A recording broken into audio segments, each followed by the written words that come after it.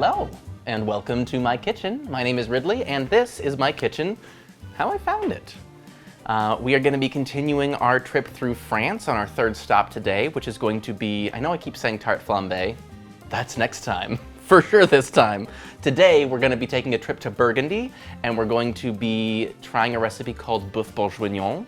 Now this one is a far less easy to trace recipe than some of the others, because some of the others we've done, you can say like, oh, this particular chef at this particular time did this. From what I can tell, Boeuf Bourguignon started out just as sort of a peasant dish that was used to toughen really tough cuts of meat, and so that's why it's oftentimes the more tough stew-style meats that are used in it today. And it was mixed with Burgundy wine, which is from the area. I was lucky enough to find some Burgundy wine for the recipe, so we've got some from France for this. I have no idea if it's good wine because I'm definitely not a wine person, but we're gonna try. Okay, but yeah, so as far as it goes, this is another one where it's not a lot of crazy ingredients. It's just taking your time to draw the flavor out of them and balancing them out in a long preparation.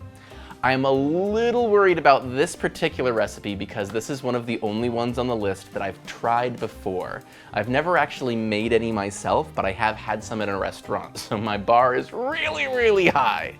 I'll let you know if I came anywhere close, but there is a restaurant that I tried in Denver called Bon Ami, and if you get a chance, their Boeuf Bourguignon is amazing. So I'm gonna be doing my best to do justice to that dish, and I guess let's dig in a little bit into the ingredients. Now for this one, a lot of items you can actually get them in the step or in the stage that they're going to be needed for the recipe itself, which will make this a lot easier for prep. So you start with a little bit of bacon. In this case, it's just the ends and bits here. So I've seen recipes ranging anywhere from 4 ounces to 8 ounces of bacon. This is closer to 7 or 8 ounces. I like bacon and I wanted a little bit more of that bacony flavor. We use this to render down the fat, and then the fat from this is what we're going to be using to saute out the rest of the meal. So this is a cool one because once again, as you're preparing ingredients, you are also setting the stage for the next step of cooking. So we're starting with the bacon. We're gonna cook that down to get the fat out of it, and then it'll end up in the stew later. We're gonna use that fat to cook up some stew meat. Now for the stew meat, you can use just stew meat if you actually look for that in the supermarket. A lot of times they'll have it already cubed like this. If you don't have that available, you can easily use, I've seen brisket in some recipes. That's gonna be a little bit more on the expensive side, or you can just go for some good old chuck, which is what I've got here. Some chuck stew meat cubed to about 1 to 2 inches per piece. So we cook that up a little bit. After the meat is done and browned, we're then going to add some chopped carrots and onions, and this is going to add the vegetable base, and we're gonna soften these down in that bacon and beef fat. And then we get to start building some flavor on top of that. So we are going to use some tomato paste. We have some minced garlic right here, which you can use fresh or you can get it pre-minced at the store. We have a little bit of some beef broth here, which we're gonna use to deglaze the bottom as well as build up sort of the stew base. And to mix with that, we're gonna use a little bit of the Burgundy wine. So for the Burgundy wine, I've got 3 cups measured out here. I just looked for wine from Burgundy, France. There are a lot of varieties there, so if you want something specific, I've been told that any real dry red wine will be a good substitute, like a Pinot Noir or maybe a Zinfandel. I don't know if that'll be helpful, but I was lucky enough to have some Burgundy wine available. The one that I have, I believe, was called Beaujolais Village. Not sure exactly what that variety is, but I think it's a nice, rich, dry wine that'll work well for the recipe. Mixing in with that, season-wise, there is a little bit of a curveball that I'm trying something new on. So in the recipes that I found, it says to use a little bit of beef bouillon, so the powder or the cubes that you can get, and then to crush that up and use it. I actually took a cup of beef broth that I had available. It's a little bit of the homemade stock that I had already been using in the recipe. I put that one in a small little pot on the stove on low heat for about an hour and just reduced it down into this roughly tablespoon worth of really condensed stock. So I'm going to be using this instead of the bouillon, but if you don't have this or you don't want to spend an hour making it, bouillon will do you just fine. Herb-wise, just a little bit of bay leaf and thyme, a little bit of flour, which is just going to thicken it up a little bit and add a bit of creaminess and that kind of toasted flavor. And then finally, at the very end, a lot of recipes that I saw specifically recommended pearl onions. I only was able to get them frozen, so these are frozen that have then just been thawed and drained. But if you can find fresh ones, please use the fresh ones. And then to go with that, I also have some mushrooms. I'm still not a big fan of mushroom, but all of the recipes that I found had this included. Now, specifically, it requested cremini mushrooms, and what I found out is that baby Bella mushrooms are exactly the same kind. So these are just some sliced cremini / baby Bella mushrooms. You can get them like this, but if you don't have them pre-sliced at the store, grab some whole ones, cut them into quarters or halves, and you'll be good there too. So those are all the ingredients. As far as prep goes, the only thing that we're going to need to do over here, because everything was already in the stage that it needed to be in, is to chop up some veggies. So we're going to do just a little dice on 1 onion, 2 to 3 large carrots. I have 3 of them here. I'm going to do a quick rinse on these in the sink just to make sure that they're super good and ready for us to move forward, and then I'll be back to get them chopped. So see you in just a second. Carrots, I guess technically I really didn't need to rinse these down because I'm going to be peeling them anyways, but if you've got these really rinsed and you feel comfortable, you probably do not need to peel them. I am going to peel them anyways just to make sure that the skin is off and we don't have any of those extra little hidden bits of grit that like to come along with root vegetables.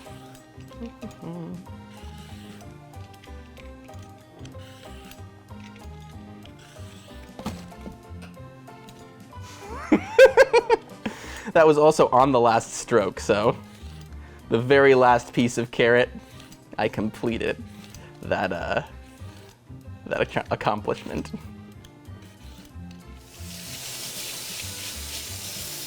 If you throw your carrot in the garbage can, definitely rinse it off before you use it.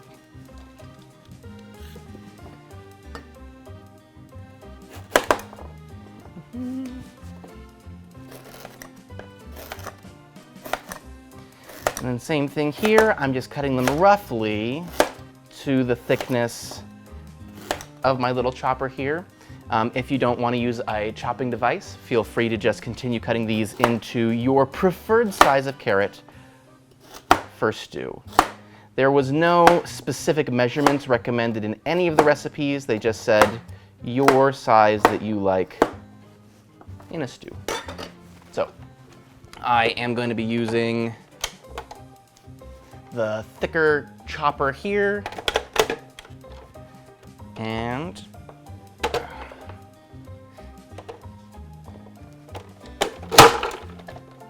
should be pretty quick.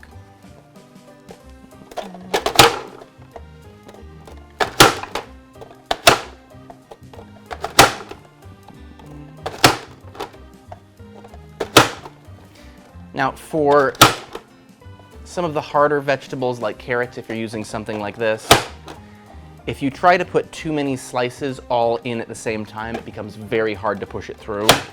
So I usually just do a few more passes and do them 2 at a time.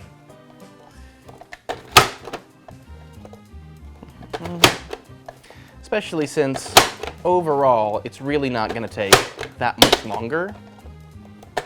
And I still feel like I'm saving time from doing this individually, and I'm going to receive more consistent pieces. I think the end result is going to look a little nicer.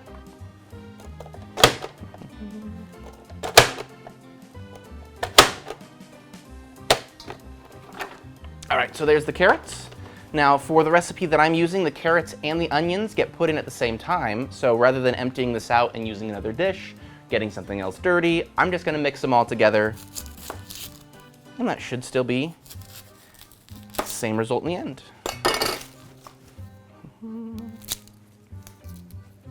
Now for the carrots and the onions, I definitely could find pre-chopped versions in the store. My only concern with that is that I wasn't sure exactly how many units went into that pre-chopped selection. I could have, I guess, looked up weights to say, you know, one medium onion is roughly X amount of diced onion, but at that point, it's really not that hard to just do a quick chop on things and get it ready myself. So I would rather get the exact amount that I needed, knowing the size of the onion and everything for my measurements.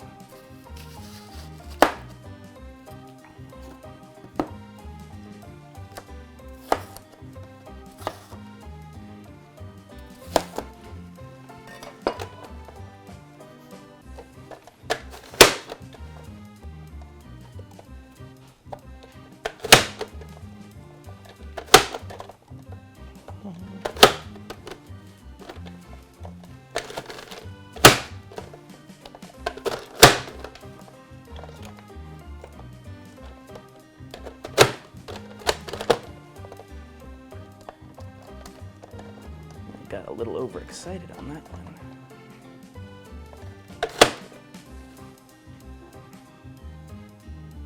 My dishwasher sounds possessed.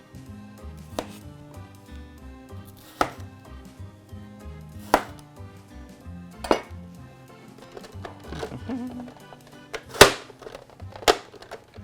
right, so turns out for putting these through, quartering for the onions is going to be my best bet. Putting them in at half was just a little too large for the device that I've got.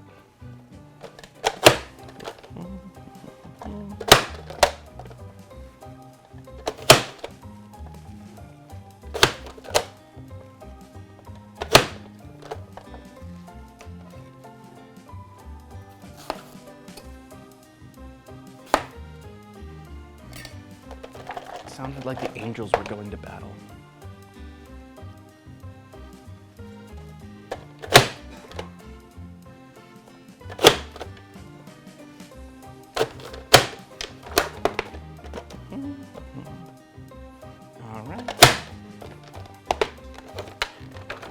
That gives us all of our chopped onions and all of our chopped carrots for the entire dish.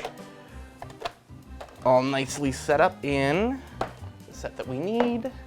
All right, and that is all of the prep because everything else was already in its ready-to-use format. So I am going to move our chopping equipment into the sink, and then we're gonna head into the kitchen and start building this stew. So see you over at the stove. Now, first thing about the Boeuf Bourguignon recipe that's a little different from stews that I've done in the past is that after we get everything built on the stove top, we're gonna be moving it into the oven to actually do most of the cooking in the oven.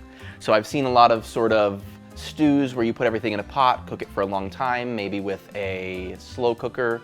This is probably not gonna be the best recipe for that because you do want the higher heat of the stove itself. To start with, I've got the large pot right here. You can use a Dutch oven or just a heavy-bodied pot, which is what we've got. We're gonna pop that one up to medium heat. While that is preheating, we're gonna set the oven to 350 and have that work on preheating as well. And then while it's heating up just a little bit, the first thing we're gonna do is add the bacon to it. And then the bacon is what we're gonna render down so that we have some fats to cook the rest of the meal in. So we're gonna give this just about a minute or so to heat up, add the bacon, and start cooking down. Beautiful, so we've got that heated up just a little bit. Gonna add the bacon straight in. Give it a quick mix around. And then at this point, we're just going to be cooking it until we render out some of that fat and get it nice and crispy. Being smaller pieces, it should be a pretty quick cook. I'm gonna assume maybe 3 to 5 minutes, depending on the heat of your stove itself. Now, with these, once we've done cooking out and rendering down those pieces, we wanna leave the fat in there. So make sure that when you're done with the bacon, you pull it out, but use a strained spoon or something like this so that you can leave the actual fat in the pot for browning the beef, which is the next step.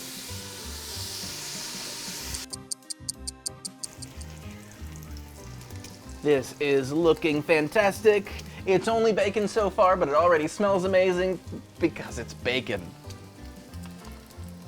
So, we have got some nicely crisped brown pieces here. Nothing has gotten too cooked. So I'm gonna let this drain out and put this aside. Last couple little bits. I would say that a slotted spoon would probably be a little bit easier than trying to pull them all out with tongs, but the tongs worked. We've got our grease still in there, so we can move forward. So next step is going to be browning all of the beef. Now, every recipe that I was saying, it said to make sure that you get all the sides of the beef really nicely browned. That's gonna help add that sort of Maillard reaction, toasted, roasty flavor to all of the stew. And so they all recommend to brown the beef in batches. Make sure that you don't overcrowd the pot so that you give them space to be able to get in between each of the pieces and brown all of them thoroughly. So we're going to just grab about a handful of this, add it in there, and get it all browned.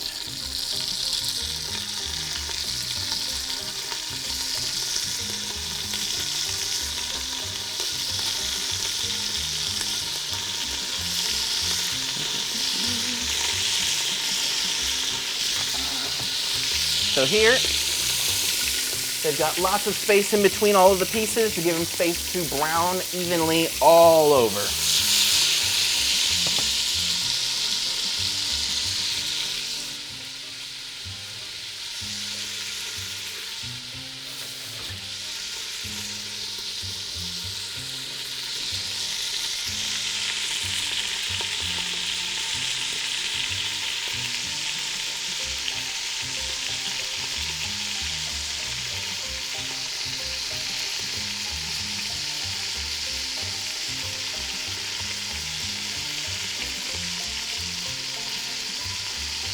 All right, and giving them a quick turn, you're seeing I'm getting really good burning on, or not burning, browning on one side. So I want to make sure that I'm giving these a flip so that I can get the other sides as well.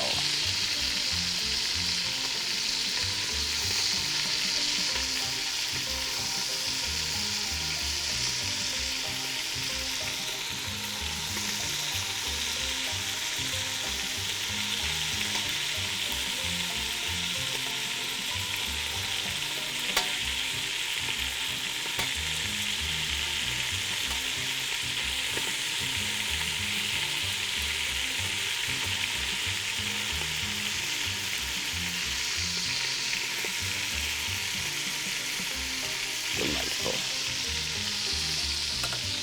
Now for each of these batches, we're going to be doing the exact same thing, getting them browned on all sides, moving them out to the same bowl that we have the bacon in.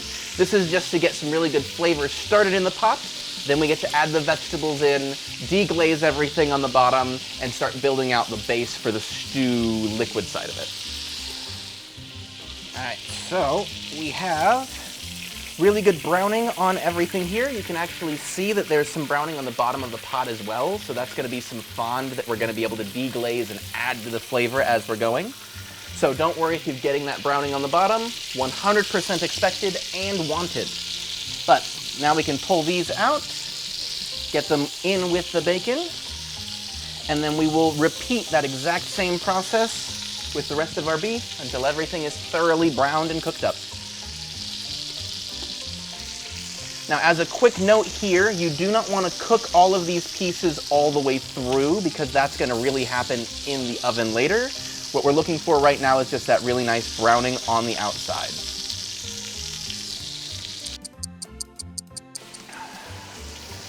All right, last batch has been browned, so we're going to pull this out. We can leave all of the fat and everything still in there. So then the next step is to add the carrots and the onions. We're gonna put that in there with the fat that's still going on, soften those up for maybe 3 or 4 minutes just to get them cooking down a little bit in all of this delicious bacon and beef fat. I'm also gonna add a little sprinkle of salt in there to help pull some of the moisture out and to start a little bit of the seasoning process.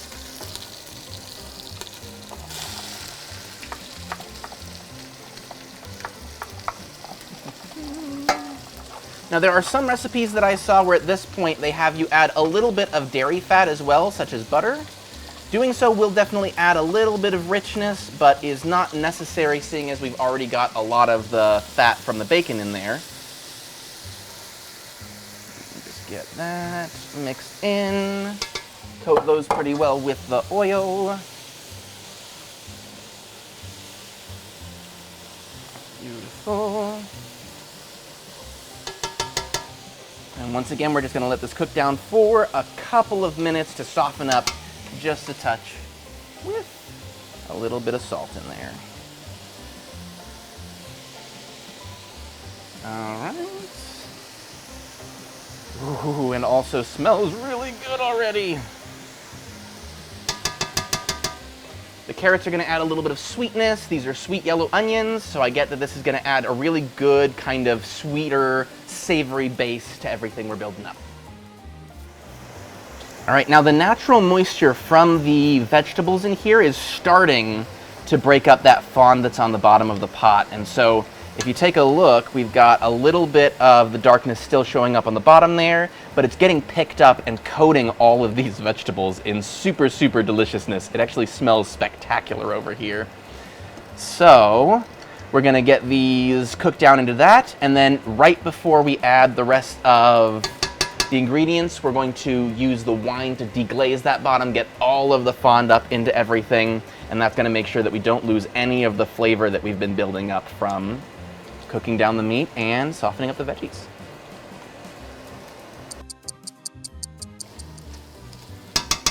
Beautiful. Okay, we've got these cooked down just a little bit. They're starting to soften, but they're not mush. We don't want mush. Just getting them going a little bit. Add the tomato paste and the garlic. So we don't want the garlic to burn, so that's why it's going in a little bit later. Let me get a mix of this in. Let it cook for, I would say, 30 seconds or so, just to cook that up a tiny bit. Then we're adding the tomato paste in, letting that cook down for, again, just a couple of minutes, coating everything, and then we get our deglaze.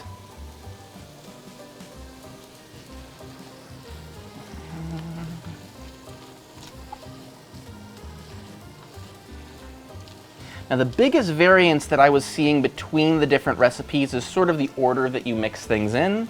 So I'm doing a bit of a fusion. I saw some where you put the garlic in and then we add all the liquids and then we build it from there. I saw some where you do a little bit more cooking on some of the ingredients. I like the idea of roasting out a little bit of the tomato paste, getting it coated on everything here before we mix in all of the liquids. So I'm using just a little bit of that. Oh, and the garlic is really coming out now too.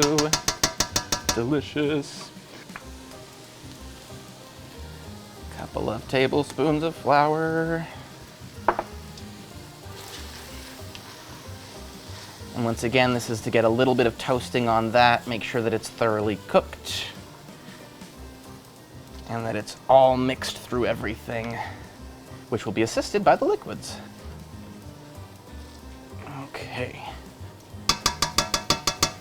So really, really rich, thick, dark color here. It's coated all of the veggies. You see that there's a coating on the bottom here, which we can now use the wine and the broth to pull this up, and that's going to be mixed in with all of this flavor to make the stew base. So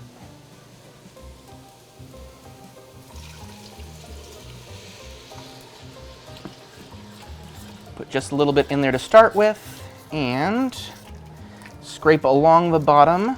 You can use a wooden spoon here, a lot of them recommend, or I'm just using a silicone spatula. But doing so, you're going to be able to see that it really scrapes all of that fond off of the bottom. You should be able to see the bottom of the pot really well here, and that's going to help make sure that everything that you've been cooking and building together doesn't get lost. Now I am going for a little bit more of a wine-forward blend here. So in the recipes I saw, generally you're looking for about 5 cups of fluid total between the wine and the broth. So I've got 3 cups of the wine and 2 cups of the broth. I was seeing some where you could put 2 cups of the wine and 3 cups of the broth if you would prefer less of that wine forwardness. But I figured since I was able to find an actual wine from Burgundy, it would make sense for us to just go all out with all the flavors here, and I hope that was the right decision. Adding in the pearl onions. I have got the beef stock. 2 cups there. And then our little homemade beef bouillon.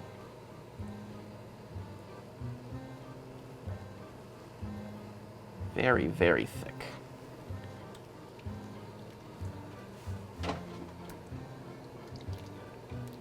Gonna bring this up to a very light simmer and just make sure that everything is thoroughly mixed together before we transition it into the oven.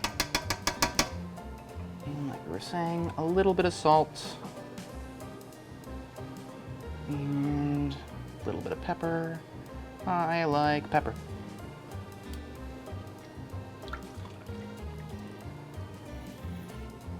Ooh, wow. Okay, now at this point, mine smells very alcohol rich, but also I'm assuming it's because I just put alcohol into it. Heat is gonna make the alcohol evaporate very quickly. So at this point, the smell has transitioned to, wow, there's wine in this dish.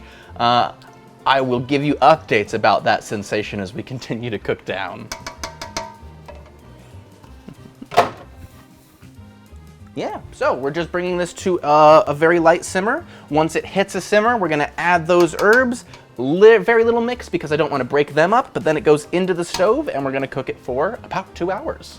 So that is most of the work. When we come back from the stove, well, I guess we're gonna put that back in too, but when we come back, the only step that's needed at the end is to cook up the mushrooms. The mushrooms go in right before you finish, maybe 30 or 40 minutes before the end of the dish.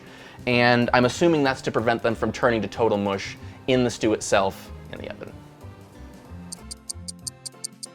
All right, we've got it up to a nice simmer. I'm going to be adding some of the fresh thyme and some bay leaves. And then I'm going to be returning all of the beef and the bacon that we had cooked earlier, or that we had browned earlier. Oh, whoever put this combination together, they knew what they were doing. Exactly, Manny. All right, so once again, I'm doing a little gentle mix here. I want to get it all together, but I don't want to break up the thyme leaves. Although I guess you can actually chop up the fresh thyme, remove it from the sprigs, and then add it in as chopped thyme. In this particular instance, after I'm done cooking it, we're gonna pull the thyme out, so keeping it in a sprig is gonna be a little easier for that, and same thing with the bay leaves. There is a technique that I've seen where you take some of the herbs and you wrap them together in like a little bag or something like that, almost like a tea bag, to infuse them, and that makes it very, very easy to pull them out. So if you're somebody who definitely doesn't want those extra bits in there, I would say take a look at that possibility. All right, so everything all mixed together. It's definitely looking more like beef stew now.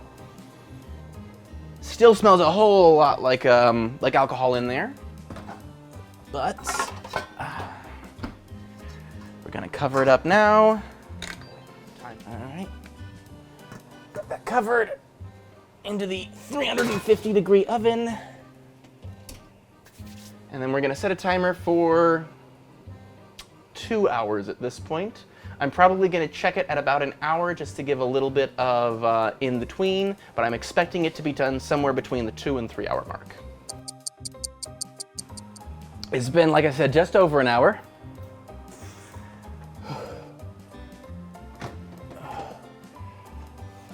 Now, because this is a stainless steel pot, the whole thing is going to be super, super, super hot.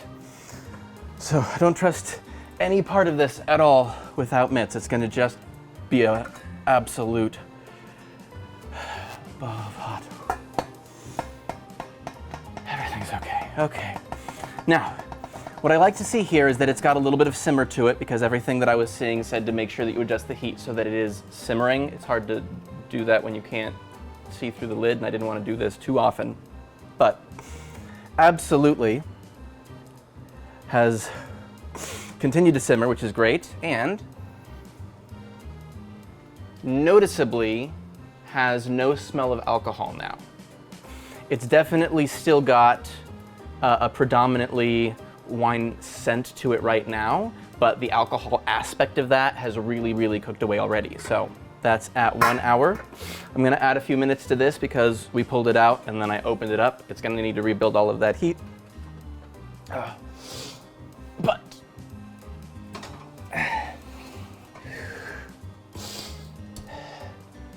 it's important to check things on the way. Been bad about showing that before, so giving it a shot. We'll see you in another hour. It is just about 5 minutes left on the timer here. And so what we're gonna be doing is preparing the mushrooms to mix in with the stew, and then we're gonna put the stew back in to get everything melded together. Now, since I don't have any fat or oil in this right now, and seeing as we didn't put the butter in earlier, I'm gonna use a little bit right now. If you wanted to use, say, a neutral oil or something right here, I'm sure that that would work just as well. But once again, I kind of like the idea of that tiny bit of creaminess here. So we're gonna let this melt. I'm gonna add the mushrooms, and then we're just gonna cook them until lightly brown, which will be 5 to 7-ish minutes. We'll see, we'll play it by ear.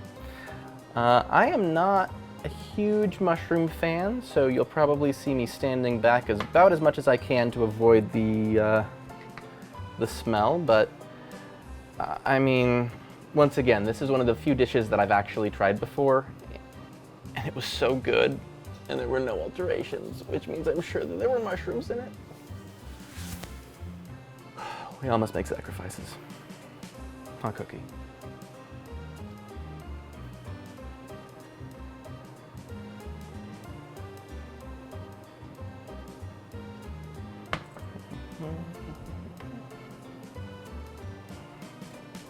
Not a fan, not a fan, not a fan, not a fan.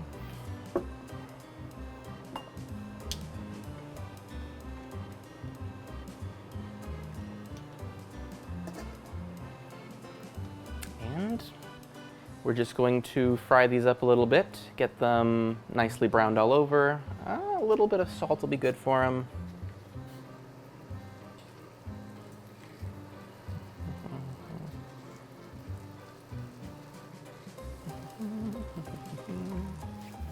And I will just be stirring them over the course of the next 5 minutes or so. We'll probably come back to pull the stove out, or the stew out. I do not think that it's gonna be done quite at the same time as this, just based on how quickly they're frying right now. It might just be that I didn't heat the pan up fast enough or far enough in advance, but you know, it's all gonna be fine. The point is I'm gonna get these to a point that they're browned roughly around the same time we're pulling that out. And we're gonna mix them together and put it back in. So the mushrooms, I think, are done.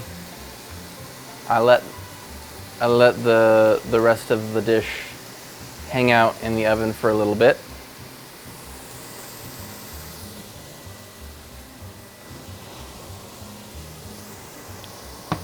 Okay, well, if anything,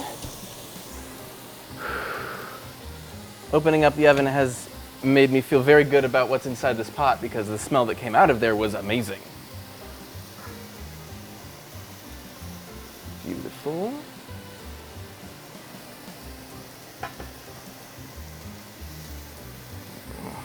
All right. Then I'm gonna add this in.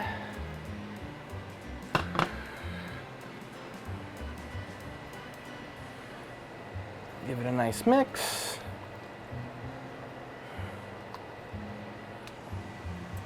Ooh, that smells really good. All right, all right. I'm gonna trust the process. I'm gonna trust the process. Trust the process.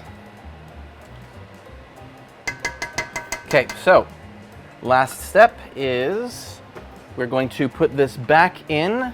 I'm gonna leave it uncovered so that it reduces down a little bit and really give it a chance to infuse the flavors of the mushrooms. Excuse me, Boudreaux. Thank you. All right, so in it goes. And I'm gonna check it at 30 minutes.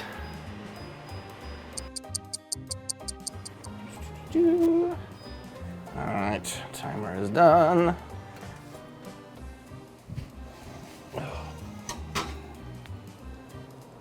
Beautiful.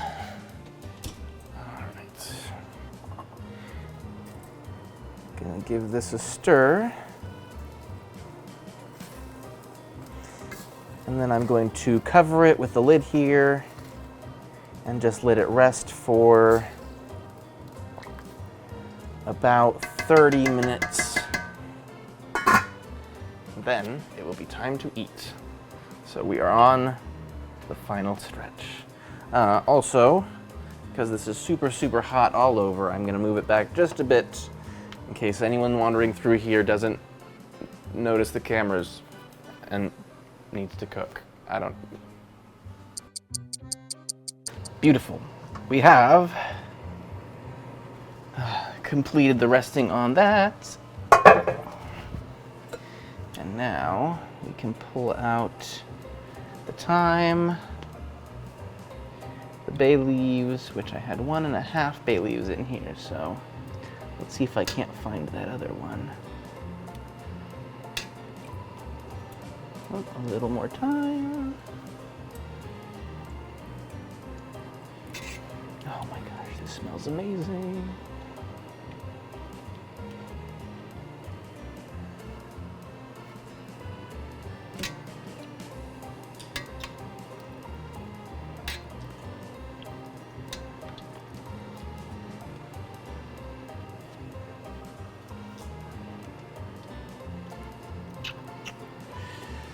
Maybe to the point where you just keep your eyes out for some time, because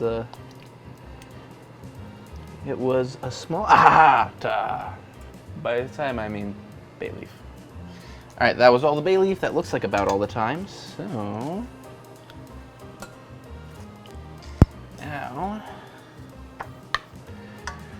we're just going to grab nice big spoonfuls of stew and get it all pulled out. So I was seeing a couple of versions of this where, as an extra step at the end here, you can strain out all of the juice here, put it on the stove individually, and let it reduce down to really concentrate that flavor. In that case, it becomes more of a sauce instead of a stew on the top here. And I think in that case, I would probably then serve it with maybe mashed potatoes or something as a base. But just for this, I am already super, super excited and hope that it is delicious.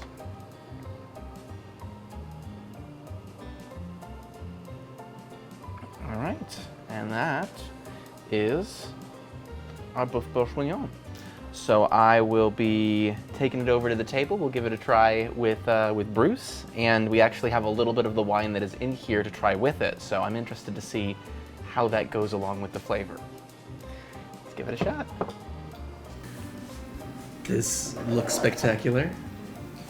I would have to agree. I do have very high expectations, but once again, I'm just hoping that I'm somewhere in that trajectory is really all I need for me to be very happy with this, but we're gonna find out. This will be my first experience in, what's it called again? Boeuf Bourguignon or Bourguignon. beef Burgundy, sometimes on English restaurants. Burgundy. Bouche Bourguignon. Yeah. Close enough. Some mushrooms, get some meat. Alright, here we go.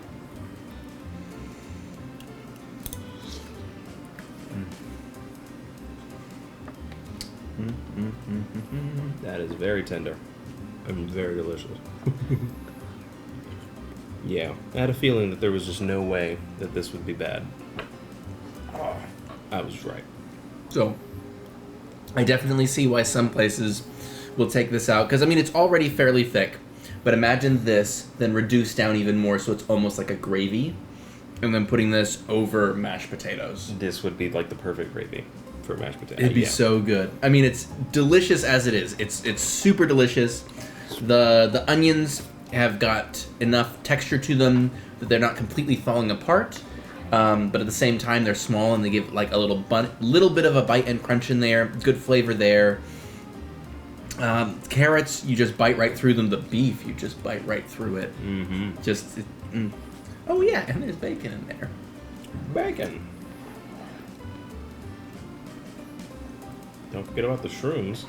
I want to, but we do have to take a bite. They are large chunks. All right, so there is little beef, onion. It did not taste like a mushroom. Okay. It tasted like a thing textured like mushroom that was flavored by the stew. Like I don't taste mushroom at all from the mushroom. I don't either. All right. So good then. There is an enormous one. Let me give it a fighting chance, but like that is mushroom. Try to hate it.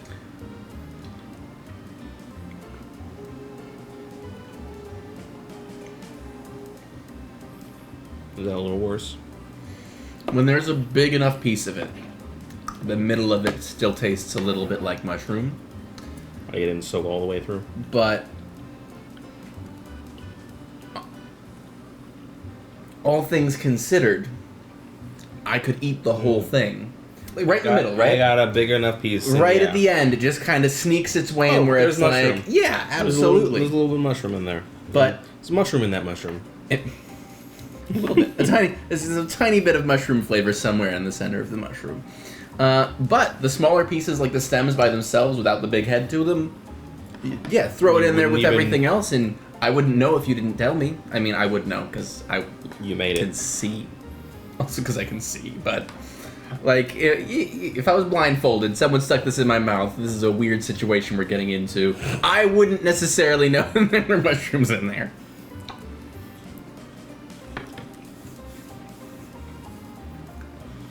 I think a little bit of salt. Let's try some of this bacon.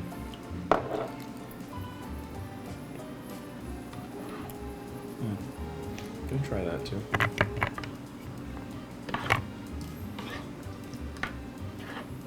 Oh, it's decadent. It's rich.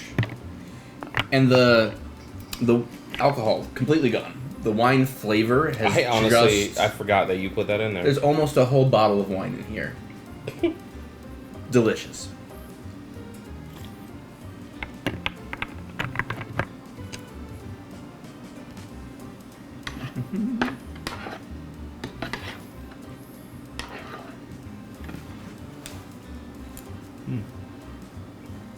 I will be having at least one more bowl of this.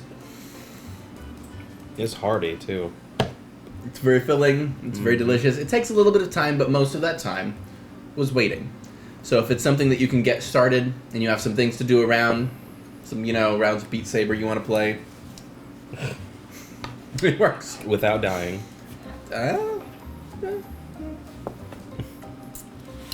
In any case, we're going to finish this off.